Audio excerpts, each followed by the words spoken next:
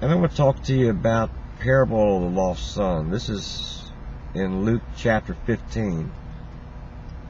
And I want to read verses 22 and 23. Now what happened was this son told his father, basically, before you die, I would like to have what's coming to me, and would you split the farm up and give me my half?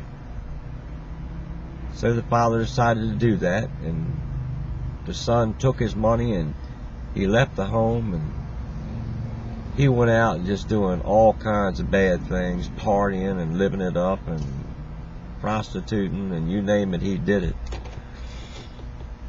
And he finally came to his senses. And to make a long story short, he came home. And when he came home, his brothers didn't want anything to do with him. And when his father saw him, this is what his father said. But his father said to the servants and the brothers, "Quick, bring me the finest robe in the house and put it on my son. And get a ring for his finger and sandals for his feet. And kill the calf that we have been fattening.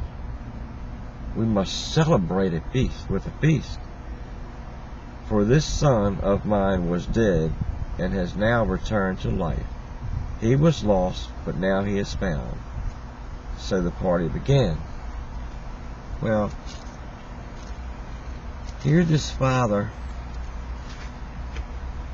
decided that he was so proud that his son came back and came to his senses and wasn't going to go to hell, but was going to be in heaven.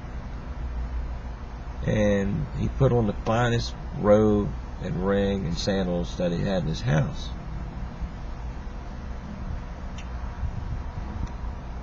And then we come to Colossians.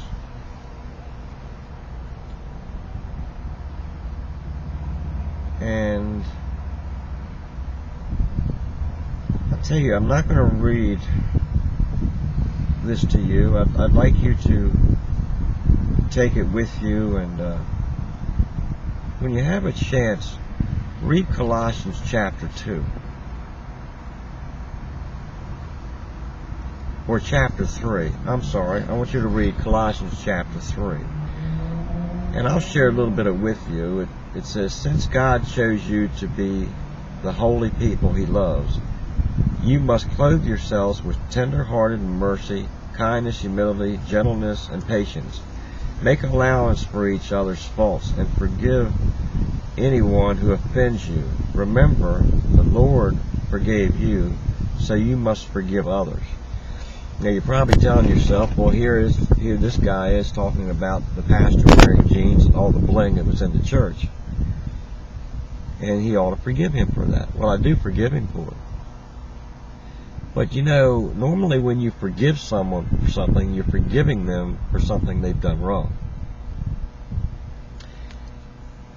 And I'm getting to the point in a minute why I want to tell you that appearance is wrong. In verse 14 it says, "Above all, clothe yourselves with love, which binds us all together in perfect harmony. And let the peace that comes from Christ rule in your hearts.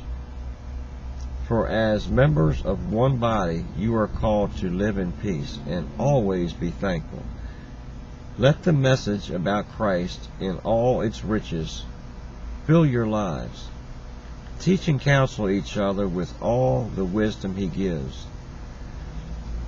Sing psalms and hymns and spiritual songs to God with thankful hearts." You know, I've said this before in other messages, when you're singing out of your hymnal, or whatever you're singing from, are you really singing the words to Jesus and worshiping him with the songs that you're singing, or are you just singing the words because your neighbor is? Or are you really singing the words and understanding the words you're singing to Jesus and worshiping Him with the words you're singing. And whatever you do or say, do it as a representative of the Lord Jesus, giving thanks to Him, to God our Father. Now, I could see if you lived in Africa or India or someplace where people are really poor, and those jeans and that shirt are the best clothing that you have, then I would say, that's wonderful. You're representing Jesus in the best way you can. But I can't believe that this pastor, I can't believe that those are the best clothes that he has in his closet to represent Jesus Christ, to represent my Father. And I also want to tell you something else. In Revelations, let me read to you when Jesus comes back out of the clouds. Let me tell you what it says He's going to look like. Now this was a vision. When I turned to see who was speaking to me, I saw 7 gold lampstands, and standing in the middle of the lampstands was someone like the Son of Man. He was wearing a long robe with a gold sash across his chest. His head and his hair were white like wool, as white as snow, and his eyes were flames of fire. His feet were polished bronze, as though refined in a furnace, and his voice thundered like the mighty ocean waves. He held 7 stars in his right hand, and a sharp 2-edged sword came from his mouth, and his face was like the sun in all its brilliance. You know, when Jesus Christ comes back, He's going to come back, it says, on a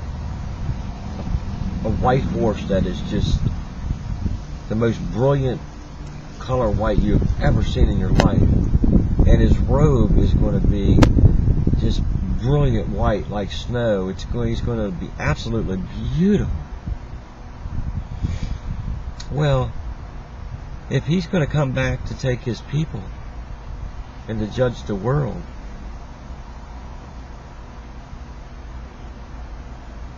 He's not coming back in jeans. He's coming back beautiful and sharp. And that's the way we need to represent Him. I'm sorry if any pastors or anybody else that hears this message thinks that I'm downing you and trying to destroy you or anything like that, or put you down. I'm really not. I'm just telling you that if you've been blessed enough to have decent clothes, then you should represent the one that had to drag a cross after being beat horribly to his place of death and nailed to a cross with those thorns on his head. Don't you think he deserves better representation than some raggedy looking shirt and some raggedy pair of jeans? You know, if that's what you have to do to pull people from the outside in, then not worth it.